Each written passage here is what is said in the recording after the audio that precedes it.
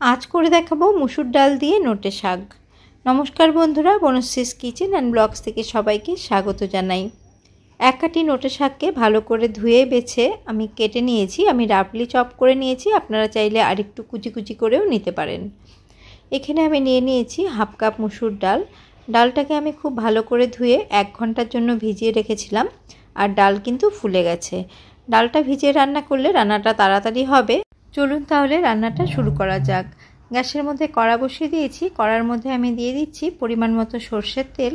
আমি সর্ষের তেল দিয়ে করছি, আপনারা চাইলে সাদা তেল দিয়েও করতে পারেন। তেল গরম হয়ে গেলে একটা শুকনো লঙ্কাকে ফাটিয়ে দিয়েছি, আর একটা তেজপাতা দিয়ে দিলাম। 5-6টা রসুনকে কুচি কুচি করে নিয়েছি, সেটা দিয়ে দিয়েছি। লো ফ্লেম করে এই ফোড়নটাকে ভালো করে একটু ভেজে নেব। রসুনের মধ্যে হালকা কালার আসতে শুরু করেছে। এবার আমি এর মধ্যে একটা বড় সাইজের পেঁয়াজ কুচি দিয়ে দিচ্ছি।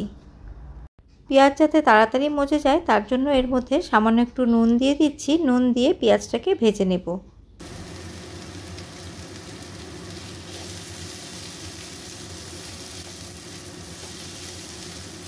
পেঁয়াজগুলোকে কয়েক মিনিট আমি ভেজে নিয়েছি। পেঁয়াজগুলো মজে গেছে।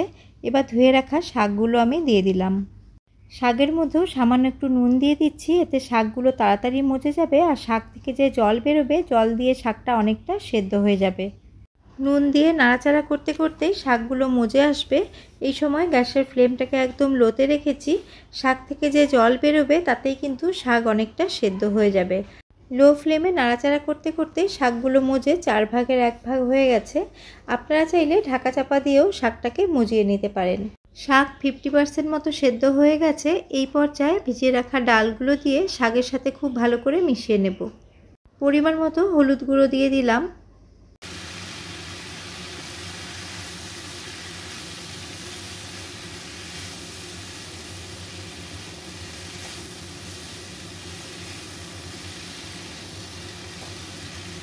শাকের সাথে আমি ডাল ভালো করে মিশিয়ে নিয়েছি। এবার ডাল সেদ্ধ করার জন্য এর মধ্যে আমি গরম জল দিয়ে দিচ্ছি। অনেকটা পরিমাণ জল গরম করেছি, তার মধ্যে থেকে 2 কাপ মতো জল এখানে আমি দিয়ে দিলাম। ডাল যেহেতু ভেজানো ছিল তার জন্য সেদ্ধ হতে খুব একটা জলের প্রয়োজন হবে না। ভালো করে সমস্তটা মিশিয়ে নিয়েছি। এখন আমি এর মধ্যে 3টে চেরা কাঁচা লঙ্কা দিয়ে দিলাম। গ্যাসের ফ্লেমটাকে এখন হাই করে দিয়েছি যাতে জলটা তাড়াতাড়ি ফুটে ওঠে। এই পর্যায়ে আমি একটুখানি নুন চেক করে নেব। যদি নুনের প্রয়োজন হয় তাহলে এই পর্যায়ে দিয়ে নিতে হবে।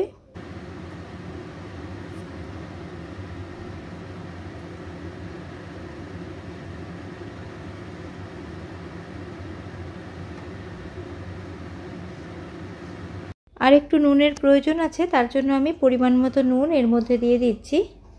এই পর্যায়ে ডালের জলটা ফুটে উঠেছে। এখন আমি একদম লো ফ্লেম করে 5 থেকে 6 মিনিটের জন্য আমি ঢাকা চাপা দিয়ে রান্না হতে রাখলাম। ফিরে এলাম 6 থেকে 7 মিনিট পর। দেখুন ডাল কিন্তু ভালো করে সেদ্ধ হয়ে গেছে, ফাটা ফাটা হয়ে গেছে।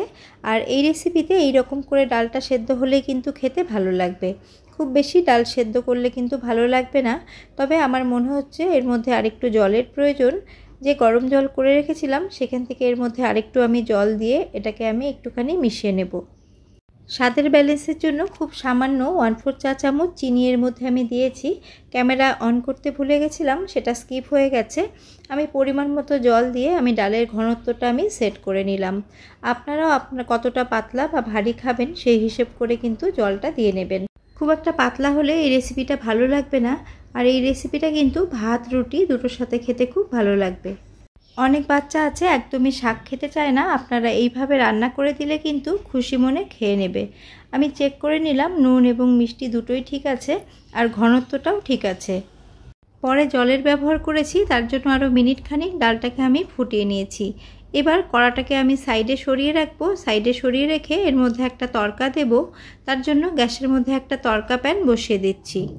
প্যান গরম হলে আমি এর মধ্যে দিয়ে দিচ্ছি পরিমাণ মতো সর্ষের তেল। আপনারা চাইলে সাদা তেলেও তড়কাটা দিতে পারেন। তেলটা ভালো করে গরম হয়ে গেছে। এবার আমি এর মধ্যে দিয়ে দিচ্ছি 1 চা চামচ গোটা জিরে।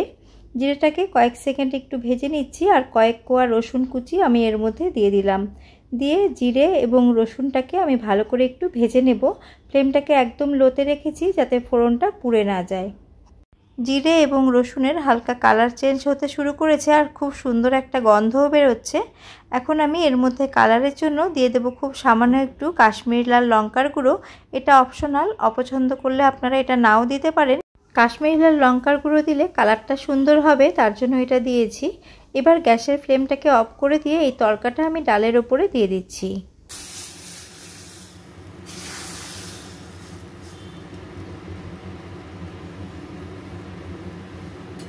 এবার ডালের সাথে তড়কাটাকে মিশিয়ে দিচ্ছি।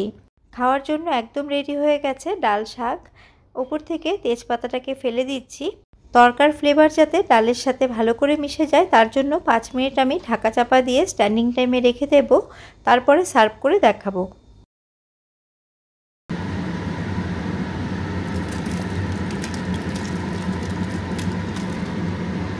খুব কম উপকরণে এবং কম সময়ে আজকে একটি হেলদি রেসিপি শেয়ার করলাম।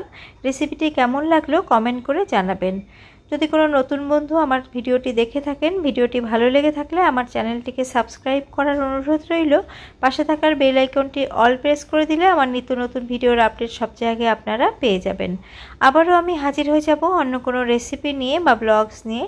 আজ এই পর্যন্তই, নমস্কার।